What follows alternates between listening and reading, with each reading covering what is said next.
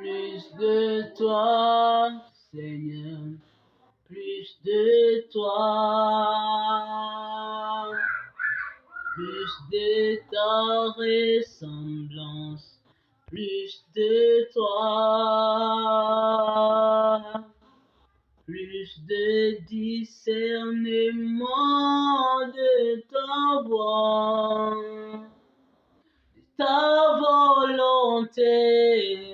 Seigneur, plus de toi, plus de toi, plus de toi, Seigneur, plus de toi,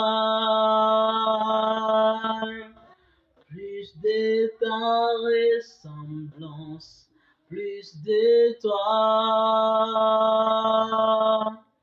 plus de discernement de ta voix,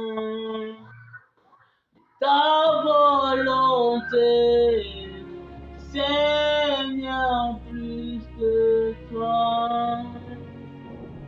Seigneur Dieu Tout-Puissant, Éternel, Dieu de gloire, nous te bénissons, nous te rendons grâce pour ton amour, pour ta fidélité. Merci Seigneur, parce que tu es avec nous. Merci parce que tu es toujours disponible afin de nous protéger, afin de nous garder. C'est pourquoi nous te bénissons. Ce que nous désirons, c'est plus de ta présence, plus de ta puissance. Bénis ces messages. Tout celui qui va suivre ces messages, que ces messages puissent engendrer des vrais chrétiens, que ces messages puissent ramener beaucoup de gens à toi, au nom puissant de Jésus-Christ de Nazareth. Amen. Bonjour frères et sœurs dans le Seigneur, nous vous bénissons au nom du Seigneur Jésus-Christ de Nazareth.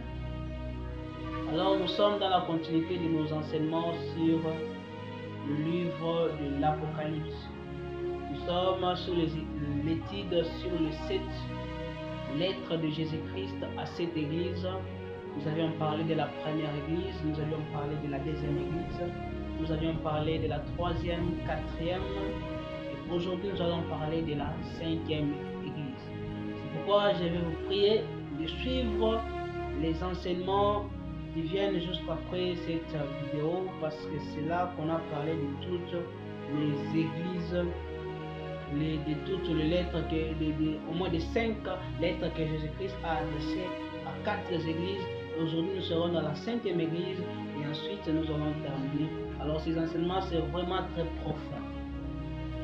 Mes frères et sœurs, l'histoire quand on parle de cette église d'Asie mineure, sur le plan historique, ça nous parle de la naissance de l'église jusqu'à l'enlèvement de l'église. Donc la première église c'est l'église de l'Éphèse, où l'église, et c'était la naissance de l'église par les apôtres, et jusqu'à la dernière église qui va précéder l'enlèvement de l'église, qui est l'église de Laodicée. Notre terme d'aujourd'hui, la lettre de Jésus-Christ à l'ange de l'église de Sardes. La lettre de Jésus-Christ à l'ange de l'église de Sardes. Lorsque nous définissons Sardes, c'est-à-dire ce qui échappe. Sardes, ce sont les résidus ou soit la rénovation, c'est ça, Sardes. Alors parlons un peu sur le plan géographique et historique. C'est une ancienne capitale du royaume de Lydie. C'est ça, Sardes, qui était à côté de Smyrne. Quand vous prenez la carte de ces villes, de ces 7 villes d'Asie mineure, vous allez voir que ce sont des églises qui sont à côté, l'un à côté de l'autre. Sardes était à côté de Smyrne, Smyrne à côté de Laodicée, Laodicée à côté de Thyatire, à côté d'Éphèse, à côté de Smyrne, à côté de Philadelphie. Alors c'était des églises qui étaient approximatives. C'était des églises c'était des villes qui étaient aux environs. C'était des églises qui étaient vraiment aux environs. D'abord c'était une ville très riche et qui a été marquée par un roi qu'on appelait Grésus. Cette ville fut une ville de Perse. C'était d'abord une ville de Perse, Ensuite ce sont les Babyloniens, ensuite les Grecs, et puis les Romains ont pris les relais. Lorsque nous parlons de Sardes aujourd'hui, si nous pouvons parler de Sardes aujourd'hui, Sardes, c'est une petite ville qui n'est pas connue, on peut dire même c'est un petit village. À Sardes, on adorait une déesse qu'on appelait Artémis, c'était une déesse, et aussi on adorait Zeste. Zeste était représenté comme un homme et Artémis comme une femme. Alors c'était une ville qui était assidue dans l'idolâtrie, c'était une ville qui était idolâtre. Maintenant parlons sur le plan historique de l'Église. Sur le plan de l'histoire de l'Église, là nous sommes maintenant à Sardes. Voici ce qui est arrivé à l'église de Sardes lorsque Jean Calvin a pris le relais.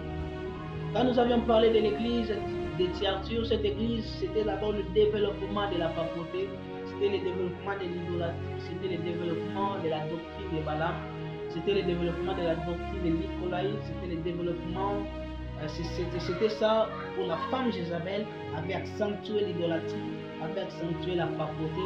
C'est ça l'église de Thyatire. Et à la fin de l'église de Thyatire, il y a eu une réforme qui a commencé par Martin Luther King, parce que Martin Luther King, lui aussi était dans l'église de Pergame, était dans l'église d'idolâtrie. Et quand il a compris à travers la parole de Dieu, il a commencé à s'opposer, il a commencé à créer son groupe jusqu'à ce que Martin Luther King l'a chassé. Ils ont créé un groupe, c'est ça, les groupes de protestants. C'est quand est-ce que les protestants ont révélé, le christianisme ont vraiment révélé dans sa totalité. C'est quand Martin Luther King s'est révolté, a compris d'autres choses, que l'évangile ne doit pas être l'évangile cérémonial, il ne doit pas être l'évangile d'acheter les salis, on ne peut pas acheter les salis car nous sommes sauvés par la grâce. Alors les protestants ont été engendrés par Martin Luther King. Alors juste après la mort de Martin Luther King, il y a eu un homme qu'on appelait Jean Calvin. Alors Jean Calvin a fait encore retomber l'église dans le refroidissement. Jean Calvin encore a refroidi les protestants qui se sont protestés, qui se sont réformés avec Martin Luther King. Quand Martin Luther King est mort, alors c'est Jean Calvin est venu. Alors Jean Calvin, il a perdu le réveil qui a été engendré par Martin Luther King. Donc le réveil, ce sont les hommes qui conservent le réveil, les réveils ce sont les hommes. Alors quand Martin Luther King, lui qui avait le réveil, est mort, Jean Calvin est venu, le réveil est parti totalement. Le réveil est parti totalement. Et qu'est-ce qu'il y a eu? C'est maintenant dans les églises protestantes, les églises là qui se sont prosternées devant l'idolâtrie, qui ont refusé l'idolâtrie, dans ces églises là, il y a encore des problèmes qui commencent dans ces églises. C'est devenu des églises comme des églises rituelles, bon, pas comme des églises rituelles, des églises qui sont dirigées par l'homme. Des églises, c'est une église de réveil, mais il n'y a plus de réveil. Une église de christianisme, mais il n'y a plus le fait. Des églises où il n'y a plus le baptême du Saint-Esprit, où il n'y a plus le parler à langue. C'est ça Jean Calvin. C'est-à-dire c'est l'homme maintenant qui dirigeait cette église. Ce n'est pas Dieu qui dirigeait cette église. C'était des églises Icabo, il n'y avait pas la gloire de Dieu. C'était des églises où il y avait vraiment l'intelligence de l'homme, la capacité de l'homme qui dirigeait cette église. Alors s'il disait c'est 12 heures on termine, on ne pouvait pas faire passer notre temps. Pourquoi? Parce que c'était l'homme qui dirigeait, ce n'était pas le Saint-Esprit qui dirigeait, ce n'était pas Jésus-Christ. Maintenant c'est l'homme qui dirigeait cette église. Alors ces églises ont commencé à ressembler à des églises dont ils avaient quitté. L'église protestante, mais comme si c'est une église de démons, comme si c'est une église d'idolâtrie. Alors aujourd'hui, nous voyons même ces églises-là, où vous voyez une église, il n'y a plus Dieu, il n'y a plus la gloire de Dieu, tout est bien, l'estrade, l'organisation est bien, mais la gloire de Dieu, l'ordre dépasse la puissance du Saint-Esprit, l'ordre dépasse l'ordre du Saint-Esprit. Alors ce sont des églises qui sont dirigées selon l'homme, pas selon Dieu. Alors c'est ce que Martin et Jean Calvin, c'est ça l'église de Sardes, et l'église de Sardes est tombée dans les refroidissements dans les protestants. C'est-à-dire les protestants ont commencé à devenir comme des églises rituelles, comme des églises qui sont dirigées par l'homme, qui sont dirigées par les démons. Et c'est ça l'église de Sardes qui a eu vraiment le réveil est parti, le baptême du Saint-Esprit a disparu, le parler à langue a disparu. C'était ça. C'était ça avec Jean Calvin. C'était ça avec Jean Calvin. Donc, ce qu'il faut retenir, il y a eu les rituels dans l'église. Si les protestants ont commencé à se comporter comme l'église qu'ils avaient quittée. Des cultes sont les faits des rituels, des églises sans la présence de Dieu, des églises icapaudes. Alors, étudions maintenant sur le plan doctrinal, étudions les passages qui vont nous parler de cette église. Nous sommes toujours dans le livre de l'Apocalypse, Apocalypse chapitre 3, verset 1 à 6. Apocalypse chapitre 3, verset 1 à 6. La Bible nous dit quoi? Écrit à l'ange de l'église de Sardes. Premièrement, le message est adressé à l'ange de l'église. Quand nous parlons de l'ange de l'église, ce n'est pas un être spirituel, mais c'est le messager de l'église. C'est pourquoi depuis on parlait de cela. Quand on parle de l'ange de l'église, c'est le messager, celui qui doit donner les messages à l'église. C'est ça l'ange de l'église, c'est-à-dire le dirigeant de l'église, ceux qui sont à la tête de l'église. Pourquoi? Parce que si ceux qui sont à la tête ils tombent dans les refroidissements, c'est facilement que l'église aussi tombe dans les refroidissements. Pourquoi? Parce que la tête de l'église a plus d'influence sur le membre de l'église. C'est pourquoi Christ s'adresse d'abord à l'ange de l'église avant de s'adresser à l'église. Voici ce que dit celui qui a les 7 esprits de Dieu et les 7 étoiles. Jésus-Christ se présente à l'église de Sardes comme celui qui a les 7 esprits de Dieu et les 7 étoiles. Les 7 esprits de Dieu, c'est le Saint-Esprit. Et esprit, ça représente le Saint-Esprit. Les 7, ça représente la plénitude.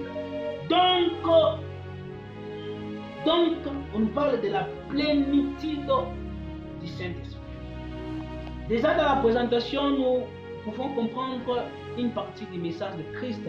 Pourquoi? Parce que l'église de Sardes n'écoutait pas le Saint-Esprit, ne vivait pas selon le Saint-Esprit. Alors, il se présente comme celui qui a les 7 esprits de Dieu et les 7 étoiles. Donc, l'église doit être dirigée par le Saint-Esprit.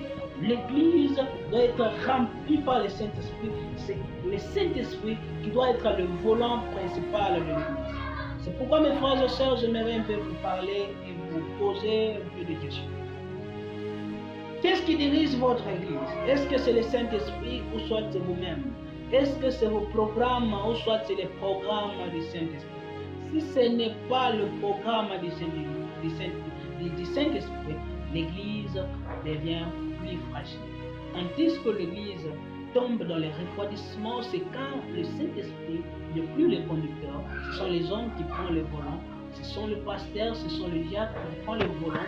Aujourd'hui, il y a même de ces églises où ce sont les membres de l'église qui choisissent le pasteur. Ce n'est plus le Saint-Esprit, ce n'est plus Dieu, mais ce sont les membres qui dirigent.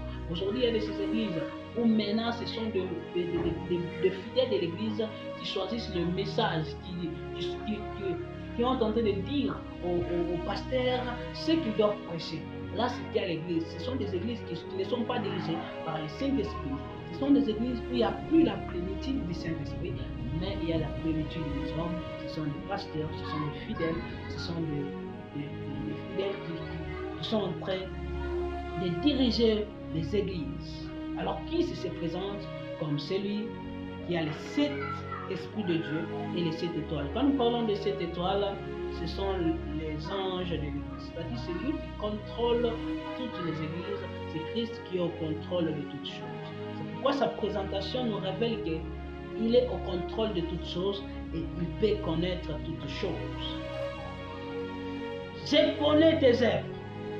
Je sais que tu passes pour être vivant et tu es mort. Quand Christ s'adresse à l'église de Sardes, il dit qu'il connaît ses œuvres. L'église de Sardes passe pour être vivant, mais il est mort. Donc l'église de Sardes, devant les hommes, c'est comme si il est vivant. Et vous allez déjà comprendre quand il dit il est vivant, c'est-à-dire qu'il s'adresse d'abord à l'ange de l'église, parce que l'église on ne peut pas dire vivante, et l'église on ne peut pas dire vivante, on doit dire vivante. Mais comme c'est adressé d'abord à l'ange de l'église, il passe pour être vivant, il s'adresse d'abord à l'ange de l'église. Donc, l'église de Sardes, c'était une église qui avait un bon témoignage devant les hommes, mais qui avait un mauvais témoignage devant Dieu. L'église de Sardes était comme vivant devant les hommes, mais c'était une église qui était morte devant Dieu. Oui, c'était une église qui était comme vivante devant les hommes, mais c'était une église qui était morte devant Dieu. C'était une église qui avait de l'apparence de la sainteté. C'était une église qui avait l'extérieur de la sainteté. Mais l'intérieur, c'était un mot blanchi. Mais à l'intérieur, ce n'était plus Dieu. Mais dedans, comme s'ils sont des chrétiens. Dans la Bible, on prend l'image des pharisiens. Les pharisiens, ils marchaient avec des versets écrits sur le corps. Ils marchaient avec des démarches de la sainteté. Mais en eux, c'était des tombeaux blanches. Ils connaissaient la parole, ils lisaient la parole, ils parlaient de la parole, mais ils n'étaient pas capables de faire ce qu'ils enseignaient. Donc, ils ne se prononçaient pas comme étant des mauvais, mais ils étaient eux-mêmes des mauvais. C'est ça l'attitude c'est ça, mes frères, l'attitude des pharisiens. Les pharisiens ils travaillaient trop pour avoir l'apparence de la sainteté. Les pharisiens ils travaillaient trop pour être saints devant les hommes, mais devant Dieu, ils n'étaient pas dans la sainteté. Les frères, quand nous avions parlé de l'église de Simeon, l'église de Simeon, c'était une église qui était calomnie. Ça avait une mauvaise réputation devant les hommes, mais quand Christ regarde, cette église avait un bon témoignage. Christ apprécie trop cette église. Mais ce n'est pas le cas avec l'église de Sardes. L'église de Sardes, c'est une église qui a un bon témoignage devant les hommes, mais un mauvais témoignage devant Dieu. C'est ça l'église de Sardes. C'est pourquoi mes frères, j'aimerais vous parler. Est-ce que as-tu un bon témoignage devant Dieu, ou soit tu as un bon témoignage devant les hommes? Mieux vaut avoir un bon témoignage devant Dieu et avoir un mauvais témoignage devant les hommes. Pourquoi? Parce que des fois les hommes peuvent changer, peuvent abîmer ta réputation par la calomnie, par la jalousie, par la haine, comme l'église de Simeon. Tout le monde savait que cette église n'était pas dans la sainteté, mais quand Christ regarde, cette église était dans la sainteté. C'est pourquoi, mes frères et sœurs, votre sanctification ne doit pas dépendre d'abord des hommes. Votre sanctification ne doit pas dépendre d'abord des frères et sœurs en Christ, d'abord des gens qui sont dans votre quartier, mais votre sanctification doit dépendre de Jésus-Christ de Nazareth. Pourquoi? Votre christianisme, avant que ce soit devant les hommes, c'est d'abord devant Dieu. C'est-à-dire, ta vie chrétienne, il faut d'abord le mesurer devant Dieu avant que tu puisses mesurer ta vie chrétienne devant les hommes. Est-ce que ta vie chrétienne, tu peux mesurer cela devant les hommes, devant Dieu? Et Dieu dit que tu es saint, que tu es pur, que tu es agréable devant Jésus. C'est ça l'église de Sardes qui ne connaissait pas sa spiritualité. C'est-à-dire sa pensée. C'était une église qui pensait être dans la sainteté, mais qui était dans l'idolâtrie. Pourquoi? Parce que c'était bien sûr une église de réveil, mais il n'y avait plus le réveil, il n'y avait plus le fait du Saint-Esprit. Chers chrétiens, chers frères et sœurs en Christ, est-ce que es-tu vraiment chrétien devant Jésus? Si Christ te regarde, est-ce que tu passes pour être chrétien ou bien tu es vraiment chrétien? Ou bien tu es vraiment chrétien? Si tu n'es pas vraiment chrétien, tu tombes dans le refroidissement de l'église de Sardes. Et c'est ça même le problème de l'église de Sardes. C'était une église qui était dans l'hypocrisie. Oui, c'était une église qui était dans l'hypocrisie. C'était une église qui avait la sainteté là où on connaît qu'ils sont des chrétiens. S'il se retrouve dans l'endroit où on ne sait pas qu'il est chrétien, il se comporte comme s'il est païen. C'est ça l'église de Sardes. C'est pourquoi, mes frères, j'aimerais un peu te poser une question. Qui es-tu quand tu te retrouves dans un endroit où on ne sait pas que tu es chrétien? Qui es-tu quand tu te retrouves dans un pays, tout le monde ne sait pas que tu es chrétien et tu te retrouves dans un pays où tout le monde ne sait pas que tu es chrétien. Tu te retrouves dans la famille où on ne sait pas que tu es chrétien, où on ne sait pas que tu chantes, où on ne sait pas que tu sers Dieu. Tu te comportes comme un païen. Pourquoi? Parce que ta spiritualité dépend des hommes, dépend de ta réputation, mais ne dépend pas de Jésus-Christ. Même si ta réputation peut être salie, toi, ta sanctification ne dépend pas des hommes. Des fois, tu peux être saint, mais tu as une mauvaise réputation que celui-là est dans le péché, celui-là est dans l'impudicité, dans le vol. Mais toi-même, en toi, il n'y a plus ces choses. Mais comme en toi, il n'y a plus ces choses, tu ne dois pas refuser de te sanctifier parce que ta réputation a été salie. On ne se sanctifie pas pour notre réputation, mais on se sanctifie pour que Jésus-Christ nous cote très bien.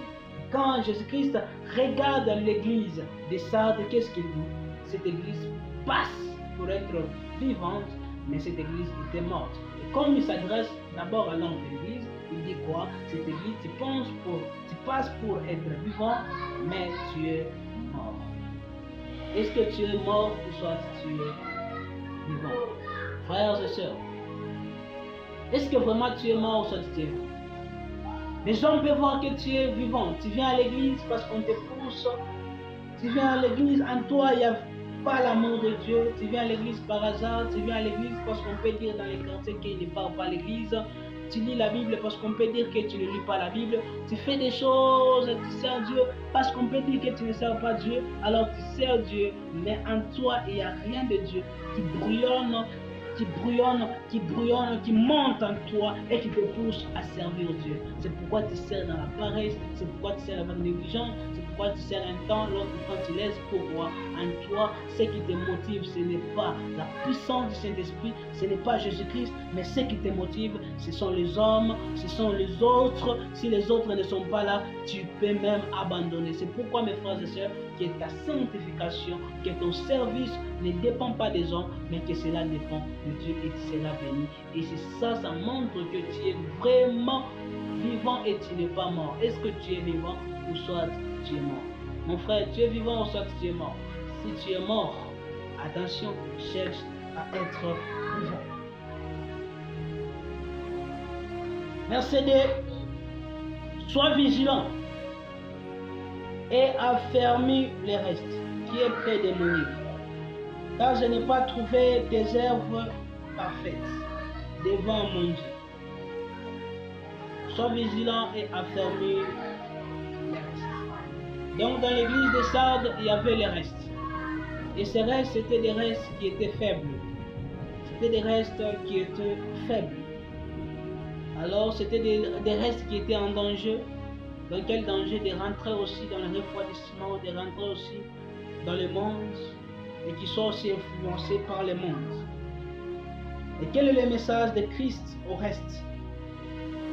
Car sois vigilant et affermis le reste qui est près de mourir.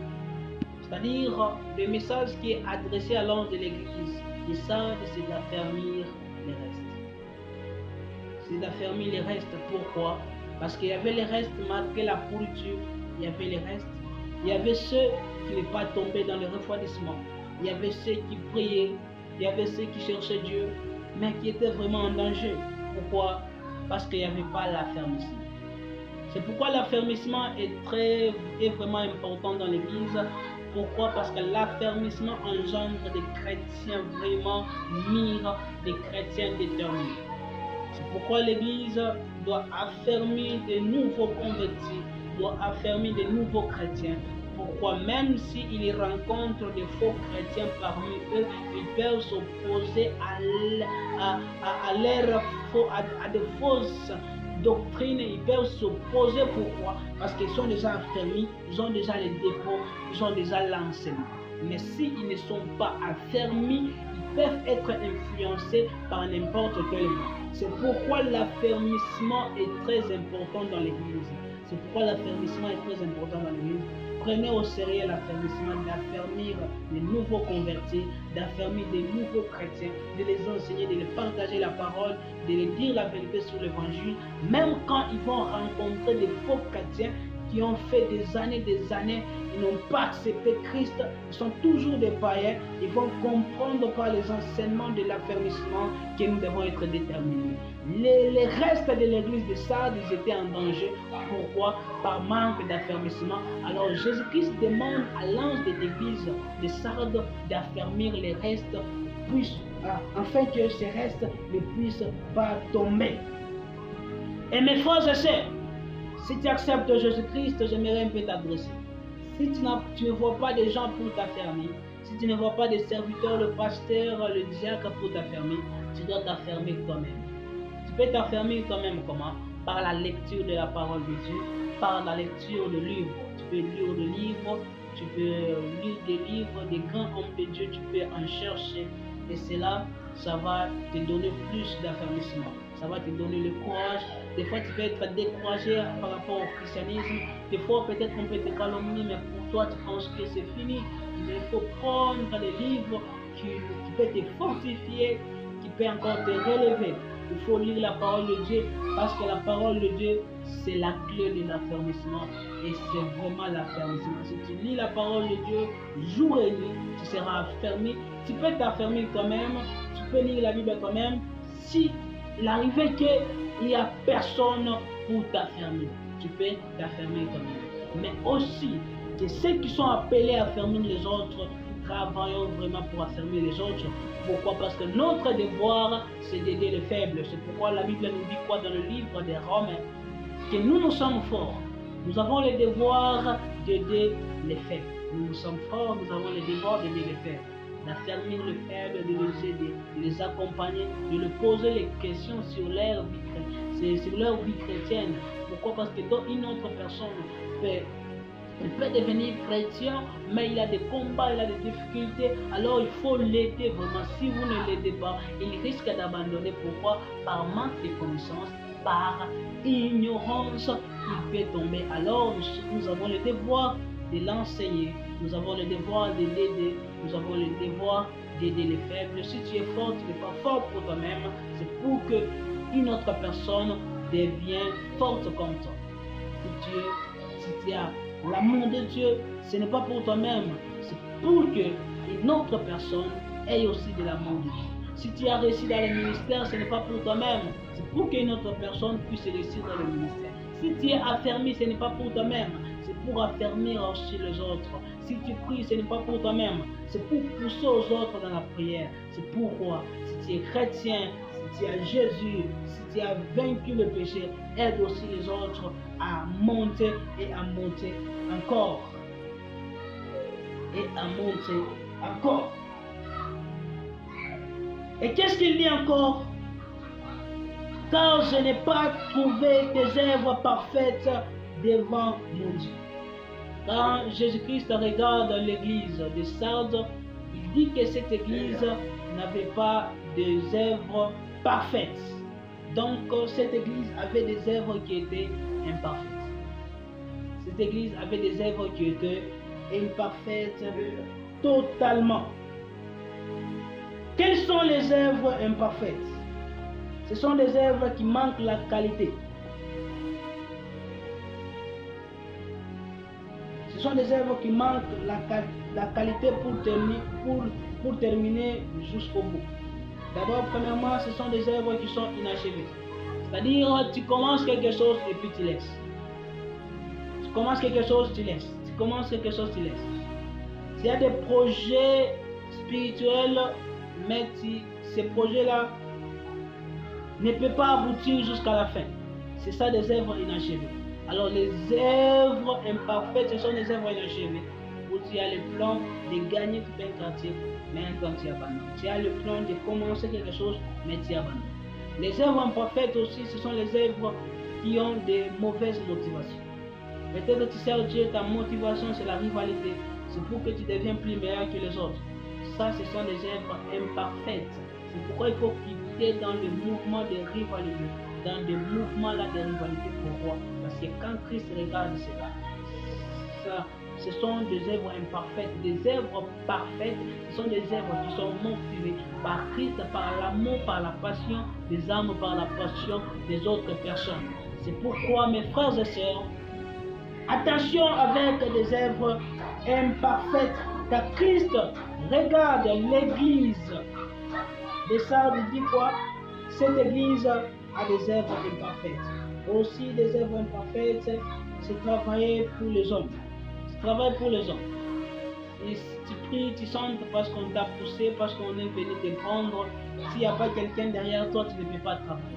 Toi, tout ce que tu peux faire, tu dois être poussé par les hommes. Si tu n'es pas poussé par les hommes, tu ne peux rien faire.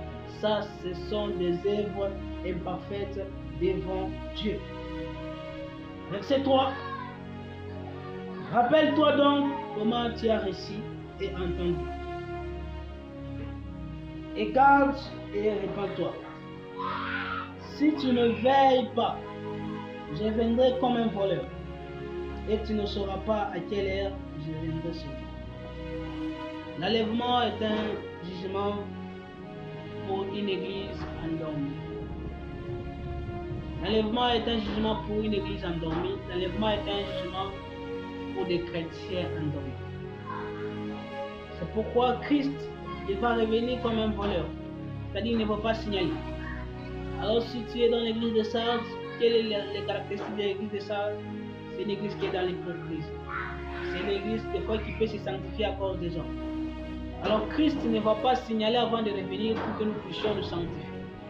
C'est pourquoi, mes frères, l'enlèvement à l'église de Sardes sera un jugement. Pourquoi? Parce que l'église de Sardes était vraiment endormie. Mes frères et sœurs, si tu es un chrétien endormi, si ta vie chrétienne dépend des hommes, si ta vie chrétienne dépend des réactions des hommes, mes frères et sœurs, l'enlèvement pour toi sera un jugement. C'est pourquoi l'enlèvement, c'est une joie pour des vrais chrétiens, mais c'est un jugement, c'est la colère pour des chrétiens qui sont dans des fausses doctrines, qui sont dans les refroidissements, comme dans l'église de Sardes. Cependant, il y a à Sardes quelques hommes qui n'ont pas souillé leurs vêtements. Ils marcheront avec moi en vêtements blancs, parce qu'ils en sont dignes. Il y a toujours le reste de Dieu malgré la pourriture. Et dans l'église de Sardes, il y avait le reste de Dieu, qui ont gardé la sainteté ou la pureté.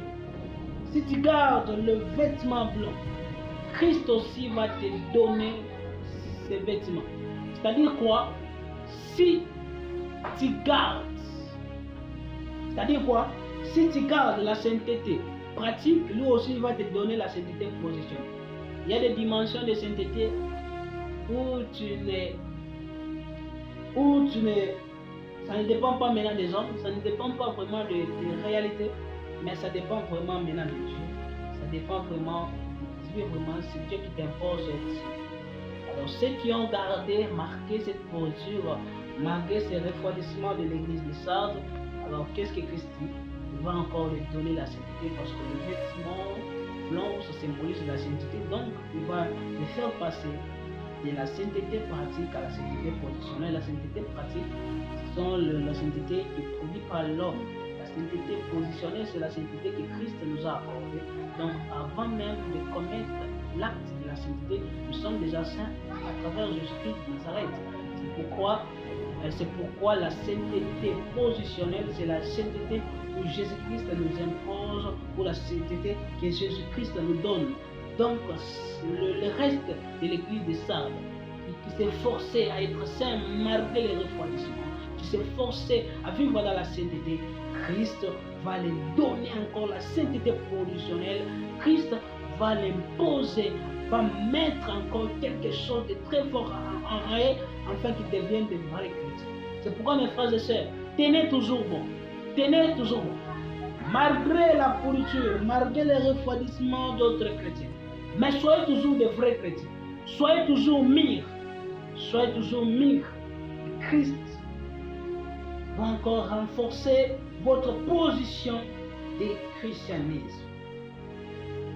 Si tu fais ta part, tu vivras la part de Dieu. Et quelle est ta part? C'est accepter Christ. C'est de prier, c'est de chercher à plaire à Dieu. Ne cherchez pas à plaire aux autres, au monde.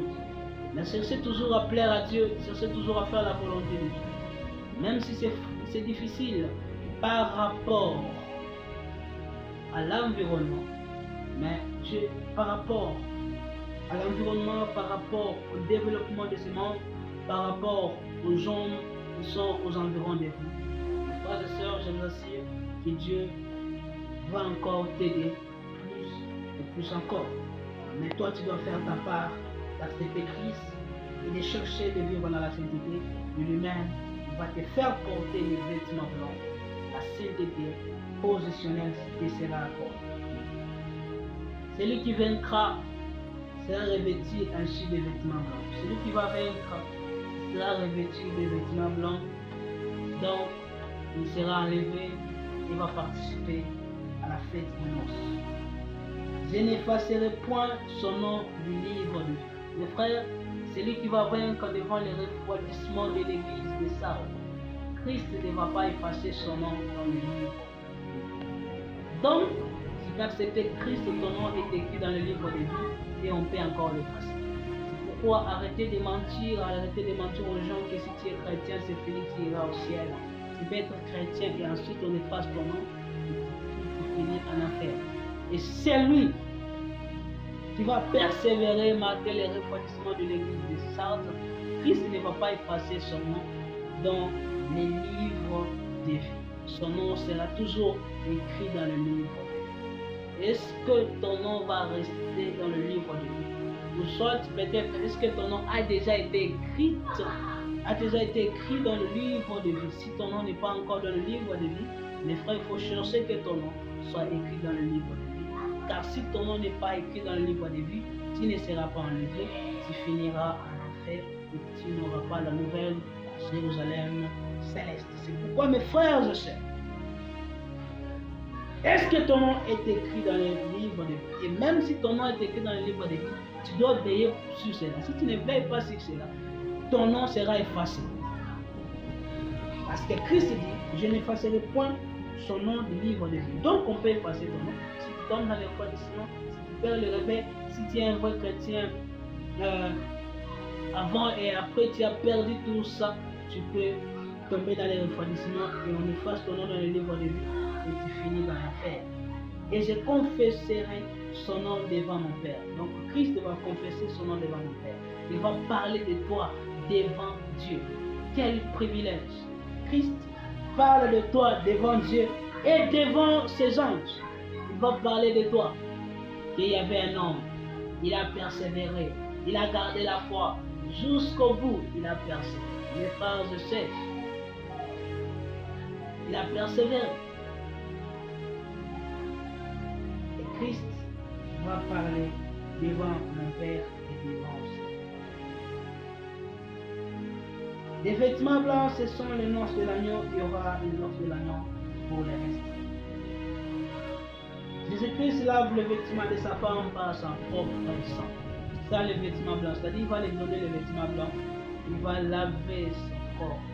Il va nettoyer son corps. Avant que nous puissions participer dans les noces, Christ va nettoyer mon corps. Il va nous donner un corps incorruptible. Un corps qui n'a pas de péché. Un corps, ce serait impossible de corrompre. Ce sera ce corps que Christ va nous donner. Et Christ nettoie ce corps par son propre sang.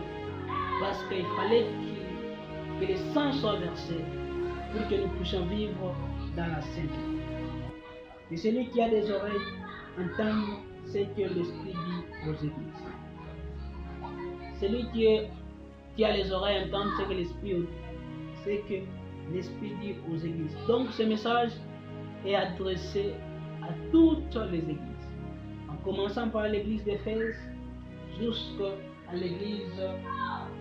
En commençant par l'église d'Éphèse jusqu'à l'église de Laodicée, ce message est adressé. Pourquoi? Parce que Christ dit quoi? Que celui qui a des oreilles entende ce que l'Esprit dit. Donc ce message est aussi à toi. Peut-être tu es chrétien, mais tu es dans l'hypocrisie, tu es dans le refroidissement. Devant les hommes, tu es comme chrétien, mais devant Dieu, tu es païen. Il est temps de te repentir, il est temps de chercher Dieu, il est temps de chercher la main de Dieu. Pourquoi? Parce que Christ, il est capable de voir tout. Tu es chrétien, mais tu es dirigé par toi-même, tu n'es pas dirigé par le Saint-Esprit. Vous êtes dans une église, c'est l'homme qui dirige, ce n'est pas Dieu qui dirige. C'est ça l'église de Sardes qui est tombée dans l'Euphrates. Et ce message n'est pas adressé qu'à l'église de Sardes. Ce message est adressé à toutes les églises. C'est pourquoi Jésus-Christ dit à la fin, tout celui qui a les oreilles entend ce que l'Esprit dit aux églises. Mes frères et sœurs, gardez ces messages et réécoutez encore ce message. Tous les messages qu'on a déjà donnés, c'est les églises et chercher à être les restitués. Pourquoi Christ revient? Et quand Christ revient, ce sera un jugement pour l'église endormie, pour des chrétiens endormis, mais ce sera la joie pour des chrétiens qui n'est pas endormis. Si tu es endormi, mes frères et sœurs, l'enlèvement pour toi, ce sera un jugement. Pourquoi tu vas rater l'enlèvement? Tu vas vivre les aventures du diable, et tu vas finir en enfer. Pourquoi? Parce que rater l'enlèvement, c'est être dans les couloirs de l'enfer. Pourquoi? Ce n'est pas facile de vaincre au temps de la tribulation. Ce ne sera pas facile de vaincre au temps de la tribulation. Ça ne sera pas facile. C'est pourquoi, mes frères et sœurs, nous sommes au temps de la fin. Même le monde nous enseigne cela. Même de nouvelles technologies nous enseignent cela. Quand tu prends la Bible et tu prends tout ce qui est écrit dans la Bible, tu vas voir qu'il y a des choses qui correspondent vraiment au temps de la fin. Pourquoi? Parce que tout ce qu'on est en train de vivre, c'est déjà écrit dans la Bible. Et toutes les époques, c'est déjà écrit dans la Bible. Pourquoi il faut croire à l'enlèvement, Christ revient bientôt? Pourquoi? Parce que si la première chose s'est accomplie, la deuxième chose, ça va encore s'accomplir. Frères et sœurs, gardez-vous dans la saine doctrine. Ne soyez pas des chrétiens dans l'hypocrisie, mais soyez des vrais chrétiens qui vont marcher selon Dieu, qui vont suivre la voie de Dieu et qui vont demeurer selon l'Esprit de Dieu. C'est pourquoi nous allons prier ensemble.